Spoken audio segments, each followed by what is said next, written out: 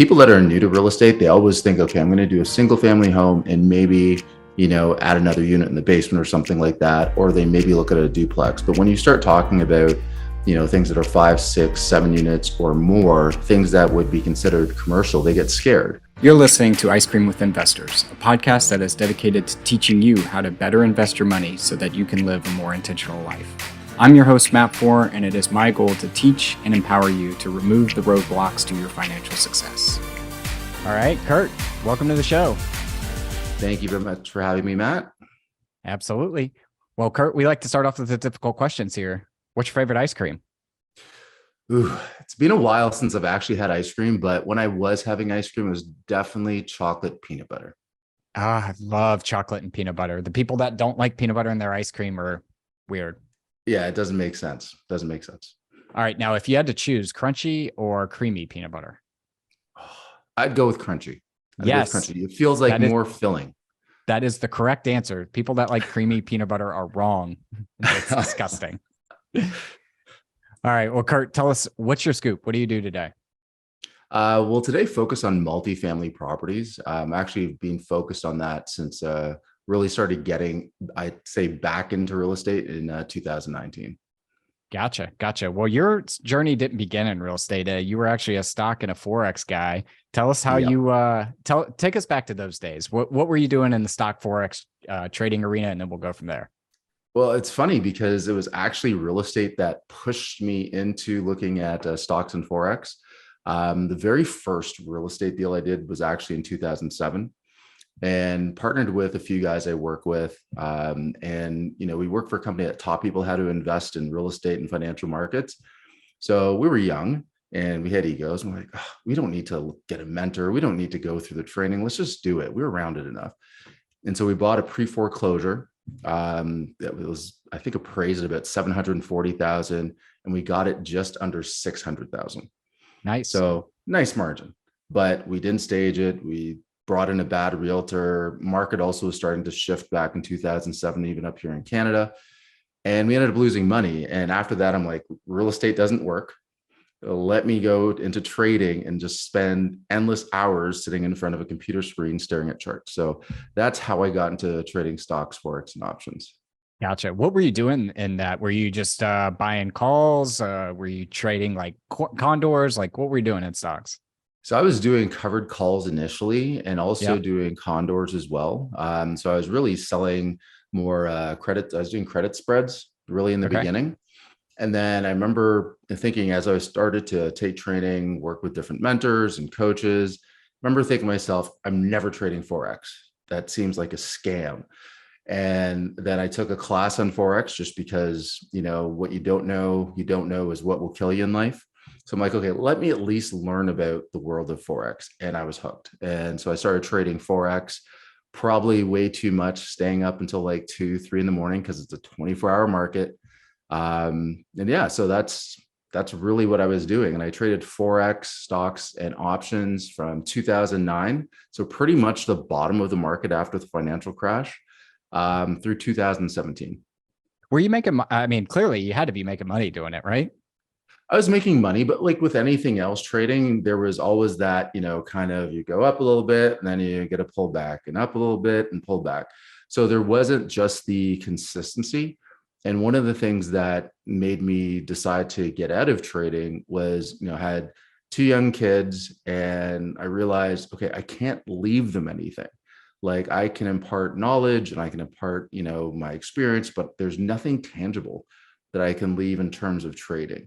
And so that's why I decided, okay, I'm going to stop and look for something else. And that was in 2017.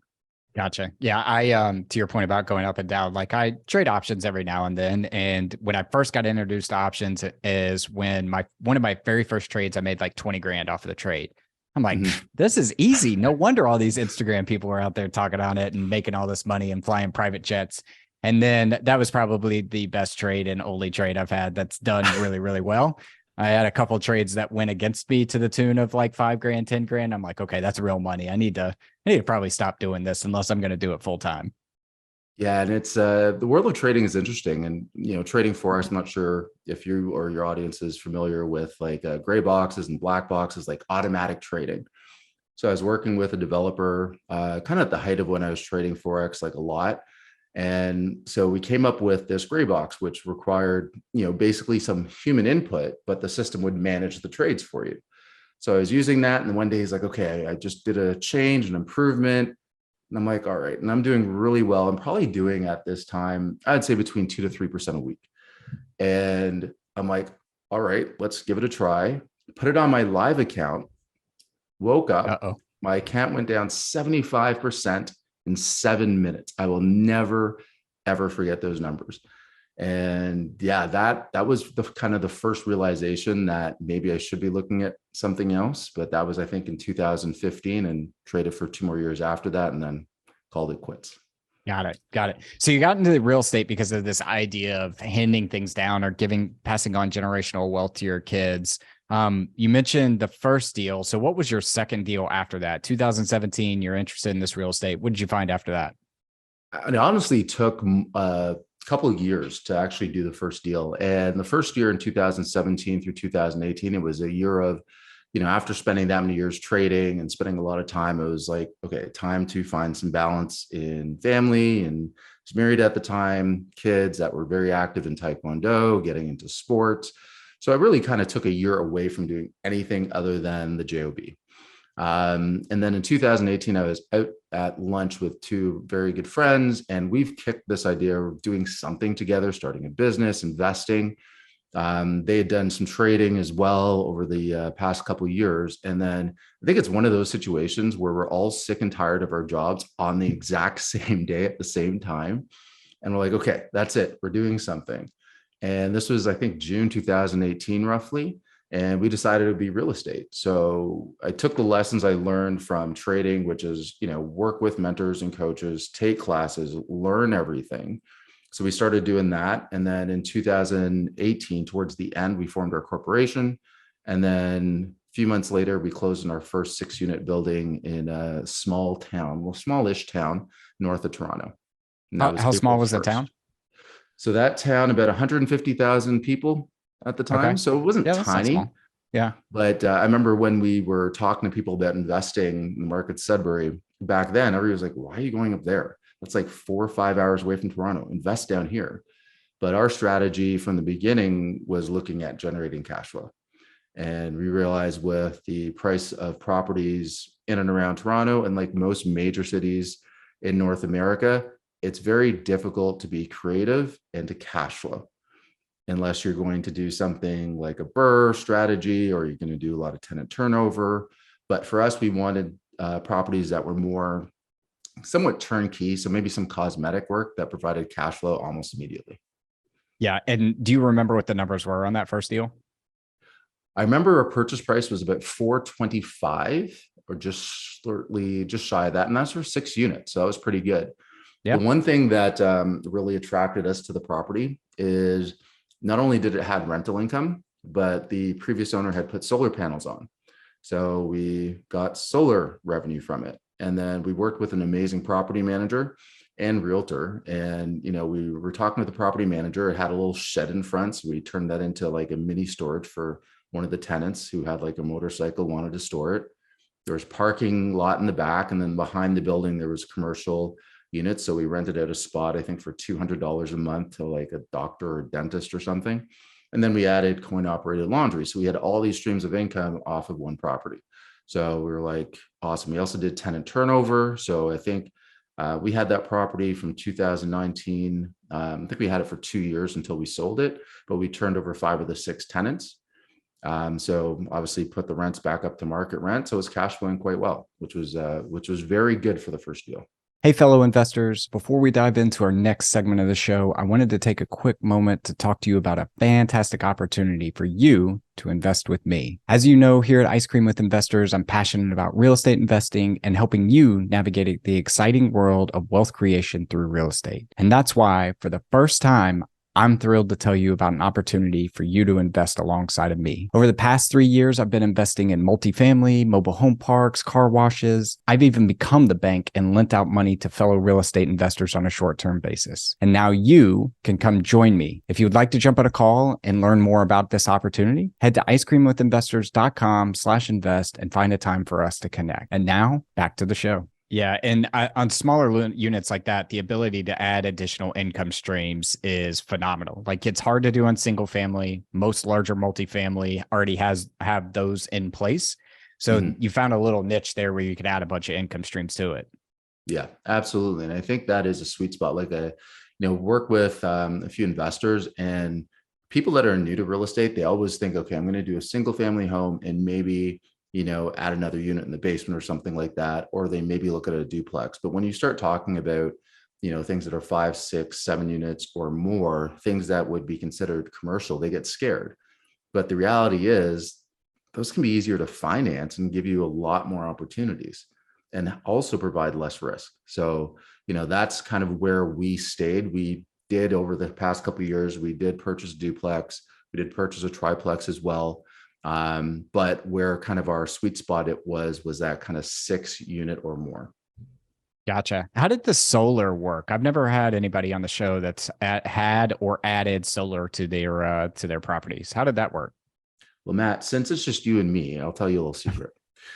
We didn't have to worry about the installation or getting approvals or anything like that. So basically, when we purchased the property, we just took over the solar. So, any money that the solar was generating being fed out to the grid, we got a check from the city of Sudbury for whatever that amount. So Sudbury, probably don't know, it snows 9.5 months of the year.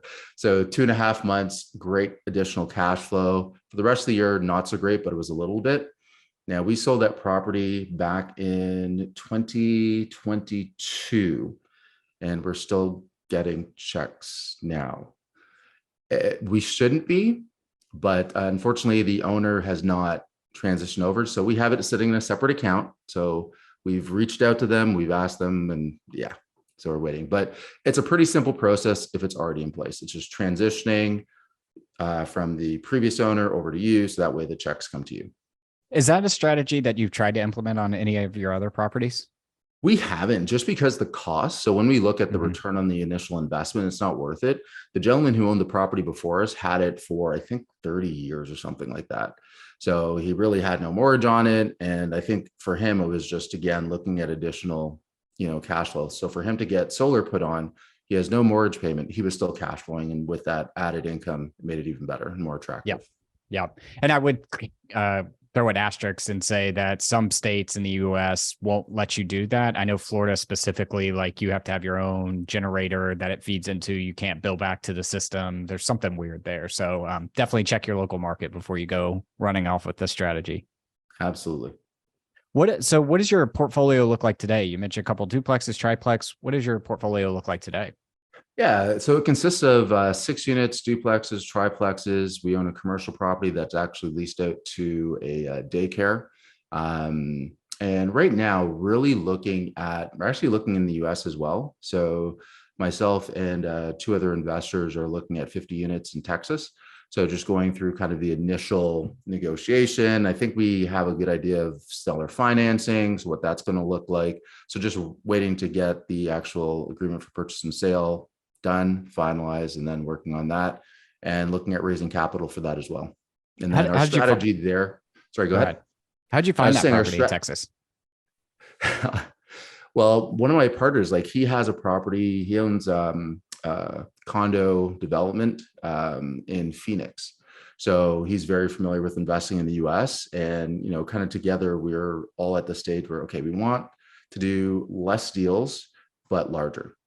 So, get away from, the 6 units, the 10 units, and trying to do like 5 or 6 of those a year. Let's just try to do 1 or 2 larger deals. We also looked at self-storage. And our strategy on the 50 units is really, half of the units have been renovated already, but not all of the units have tenants paying market rent. So our plan is to renovate the remaining units and then slowly start getting those units filled and get it at market rent, refinance, and just hold on long-term. And long-term meaning, if the right offer comes along in 5-10 years, awesome. But yeah, that's our strategy on that one. Gotcha. I know a lot of Canadians invest in the US. What's the process for investing in US? Because my understanding is you can't direct invest, but you can invest in an LLC that then goes buys the property. What does that look like?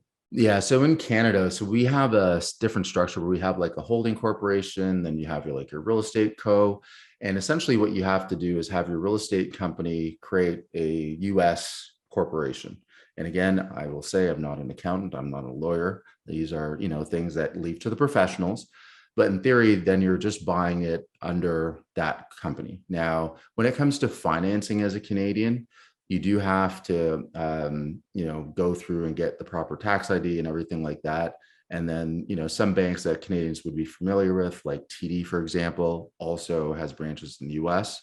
So again, you can finance it, but what will most Canadians do that I know, either they're raising capital and getting seller financing, so using that combination, either doing all cash and then after a year or 2 years refinancing, or they're getting seller financing, doing the typical down payment, and then going through the same process, refinancing and paying off the seller financing loan. Gotcha. One of the things that struck me about your bio was this idea of balance and life balance. And I wanted to give you a little bit of a forum to kind of talk through what is life balance, what is life balance mentor, and let's talk through that a little bit. So what that is to me is, as an entrepreneur, as an investor, as a father, as a partner, like life is busy. And I think entrepreneurs and investors sometimes get caught up with, so much drive, so much ambition that you miss a lot of the other things that are happening. So maybe it's, missing special occasions with the family. Maybe it's spending time with friends. Maybe it's pursuing other hobbies. And so I went through, especially when I was trading, spending so much time in front of a computer that I didn't miss necessarily big moments, but I didn't have balance. It was, I'd go to work. So I was still working at 9 to 5, go to work, come home, hang out with the kids would go to bed. And then it was trading and just rinse and repeat. So I stopped playing basketball, stopped working out, like really wasn't active in living other aspects of life. So what happened as I transitioned in November, I was working with a company and they laid everybody off just financially. And I was like, okay, well, this is good. And then I started, working on building businesses, already obviously had real estate investing. And my girlfriend said that, you're really good at kind of scheduling and fitting things in. I have 2 boys that play, rep sports, basketball and baseball, and investing and time with her. And I also coach basketball. It's like, how do you manage to fit it all in? I said, well, it's just a matter of prioritizing.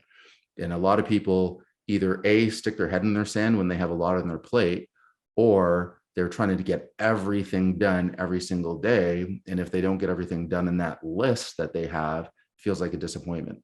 So what I did is I just broke it down to it. It's nothing new. It's nothing I created, just kind of learning from other people that have kind of, lived the path, the entrepreneur journey themselves, and trying to focus on having a big 3 every day.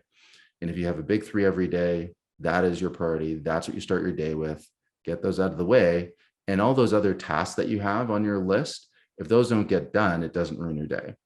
And a lot of entrepreneurs and investors, when I say big 3, they're automatically, okay, that means you got to put out so many offers. That means you got to look at so many properties. That means you have to be in so many meetings.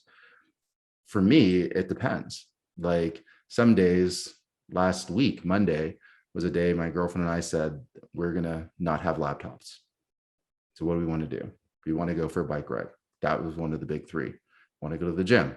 That was one of the big 3. Want to watch a movie? One of the big 3. Nothing to do with business, but those were 3 things that were important for that day.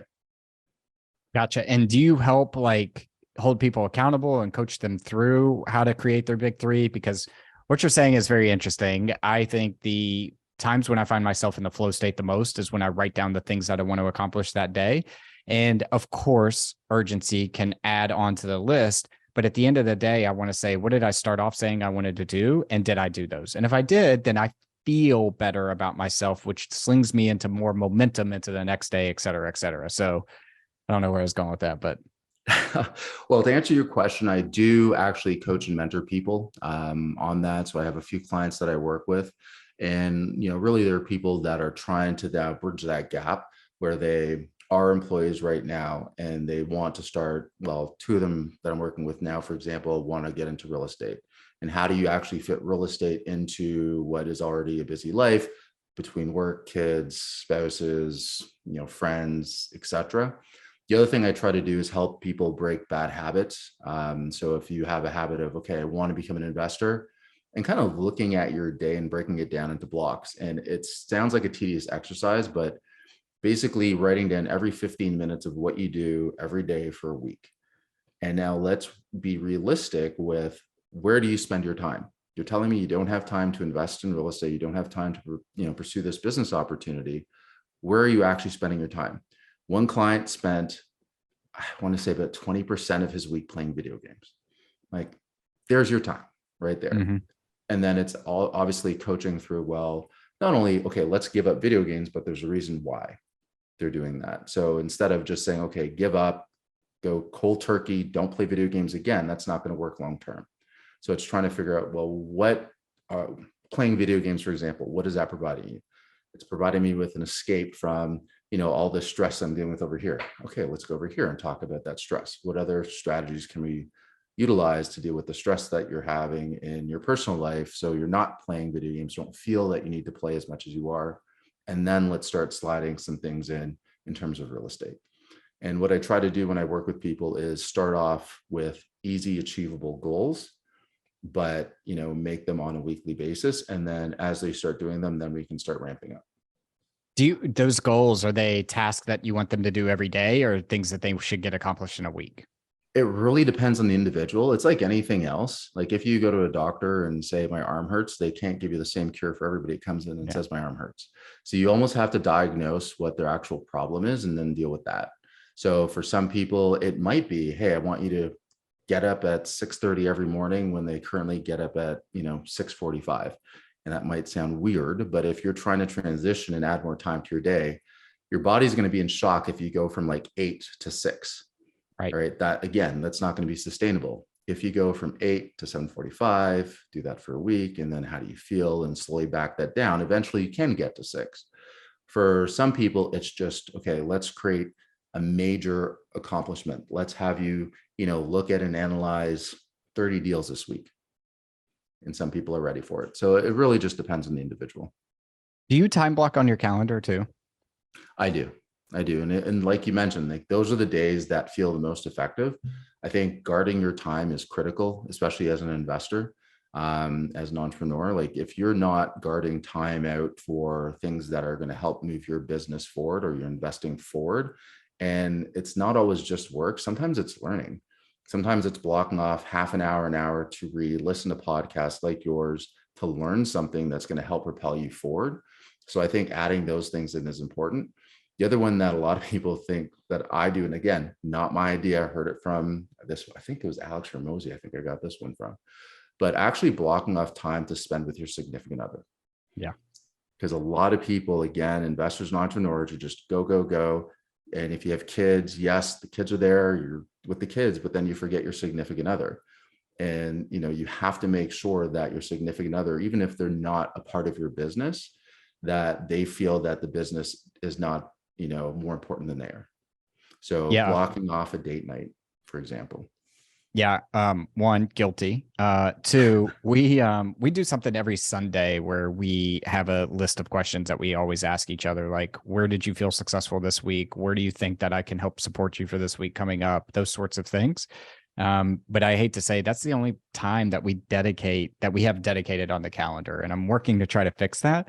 So yeah. I would be interested in learning, when did you feel like your life was out of balance, and how did you make the transition? And let me frame it up to you, because I feel like some days I'm very, very balanced, and some days I feel like I'm all over the place. And the next 4 days from recording this, I mean, my time is blocked down to the 15 minutes, and there's 0 time on my calendar from 7 a.m. till 6 p.m. That's not blocked. So when did you come to this realization? How did you snap out of it? All those sorts of things. Well, like a lot of people, it was when somebody that you love and loves you, looks at you and says, you're not spending enough time. And so that happened a couple of times in my life. Actually, in the most recent one, was my girlfriend saying, okay, well, you're so focused on business and we're not spending enough time together. And that's when I really took a step back and said, okay, well, I need to make our relationship a priority, as well as everything else. And I really love that idea that, you have, where on Sundays you spend time kind of talking through what you can do to help each other. I think that's important.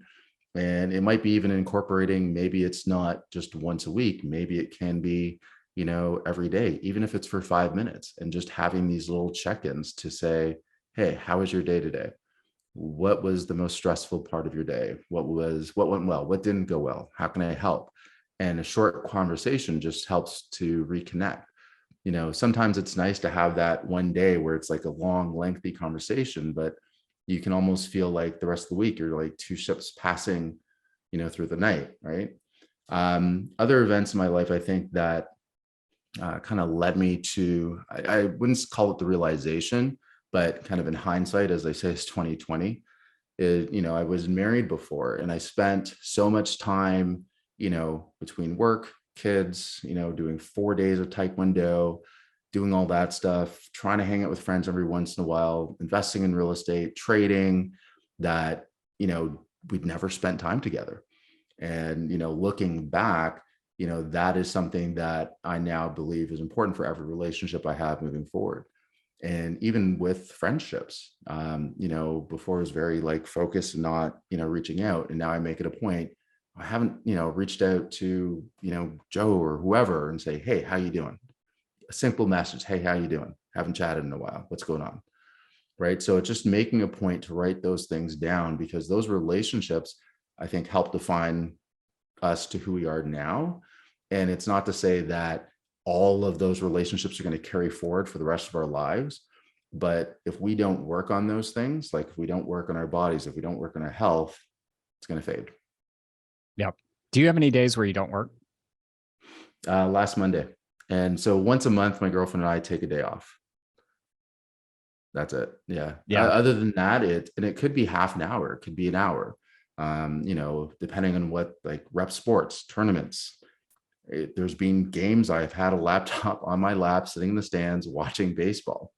But I try to kind of, take work away, not even really look at my phone when my kids are playing sports. That's something I learned last year, because I did that a couple of times. I'm like, I look like the bad parent working during a game. Yep.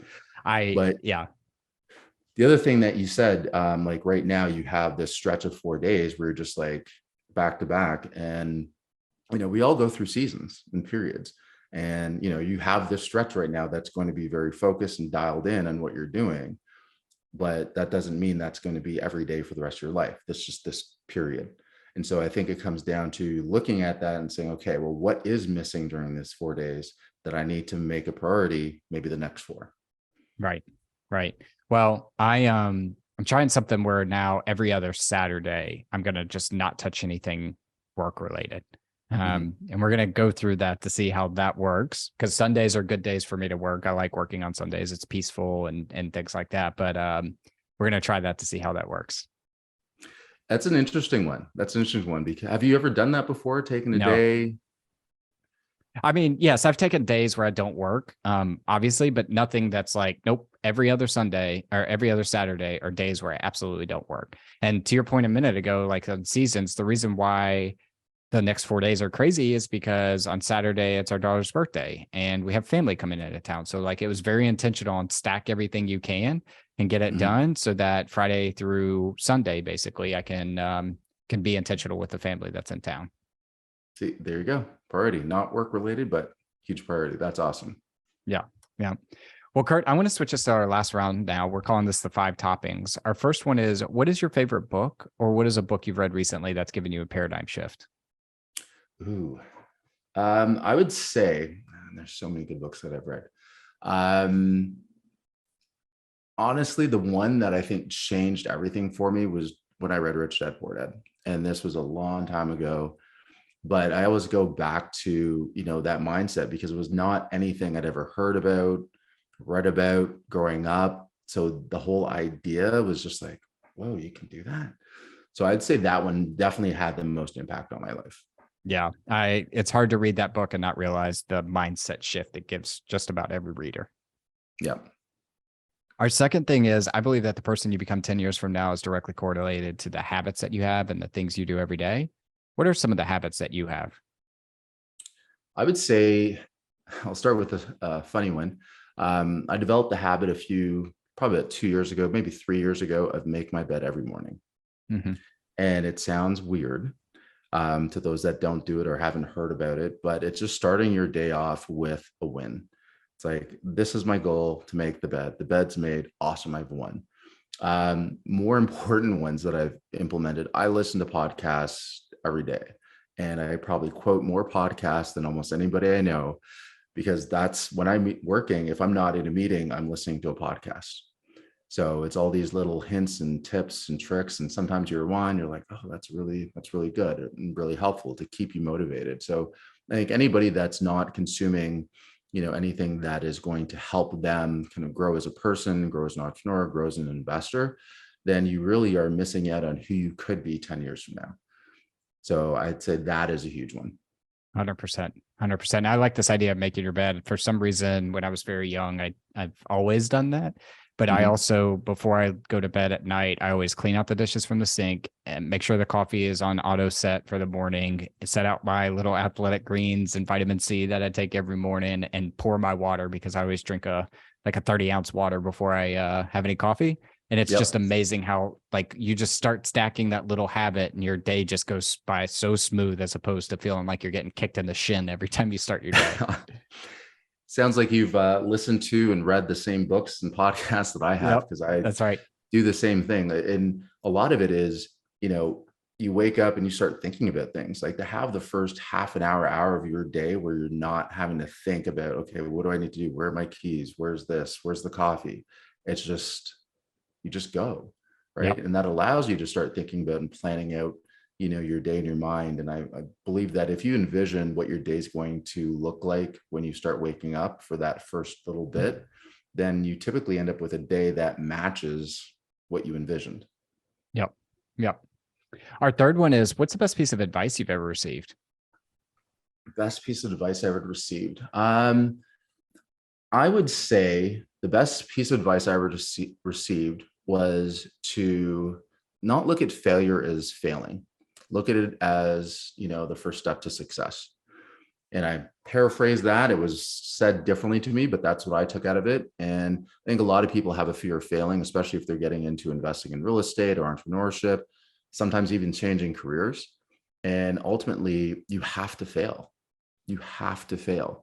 There's very few, if any, entrepreneurs, maybe Jeff Bezos, who, said, I'm going to start a business, and Mark Zuckerberg too with Facebook, and just had success with the very first thing that they did. I think another thing that goes along with that is you have to fail your way to success, meaning, if you are, hitting a wall, you're starting a new business, that one fails. A few months later, start another one, that one fails. Or you're looking at a real estate deal and you keep getting offers rejected, or keep getting caught up in due diligence and having to walk away, and then you quit. That is the only time you actually lose, is when you quit. So just keep failing. Like for the rest of your life, just fail every day, fail. Yeah. Yeah. And at some point you will find the success you're after. Yep. Failure is only temporary. Yep. Our fourth one is, what is the thing that you're most proud of in your life? Thing I'm most proud of in my life. I would say my kids. I'd say that definitely is something that I'm proud of. I think it's, kind of cliche to say, oh, I'm so proud of my kids. But I think they're all very different, and they all kind of, are taking their own path. But it's nice to see them grow as individuals and not have fear to try and not have fear to fail. When you're playing, rep sports, my oldest, son has kids of his own, and like just trying new things and just experiencing life. So very proud of that. Our fifth and last one is, if you could sit down and eat a bowl of ice cream with anyone, dead or alive, who would it be and why? Um, I I have an interesting one, and just might be the time of year. But my father passed away in 2021. His birthday was May 4th, and we're recording this in May, so it just passed. And the reason being that when he passed, I was still in university. Very, I think, different person, very different mindset. So I think just being able to sit and share, my life journey, how things are going, the people in my life, his other grandkids now, great grandkids, I think that'd be pretty cool. Is there anything you wish you would have told him before he passed? I think the only thing I wish I would have told him, which again, wouldn't know at the time, was everything's going to be all right. Yeah. I think as a parent, that's the one thing you have that you worry about, is how, when you are not here anymore to help support, teach them, what is their life going to be like? So I think that would definitely be the one thing I would say. Yeah. Well, Kurt, fantastic conversation. If our listeners wanted to learn more about you or the Life Balance program, where is the best place we could point them? Well, there's a couple places I'd point them to. Lifebalancementor.com is my Life Balance Mentor, website, and also thrivecommunity.ca. And that website is where we kind of teach and work with inspiring and, kind of mid-level real estate investors who really want to take the next step in their journey. Perfect. We will link those on the show notes. And then, Kurt, thanks for coming on the show. Awesome. Thank you for having me, Matt. Thank you for listening to Ice Cream with Investors. If you like what we serve you here, it would mean the world to me if you would like, subscribe, and leave a review on your favorite podcast app.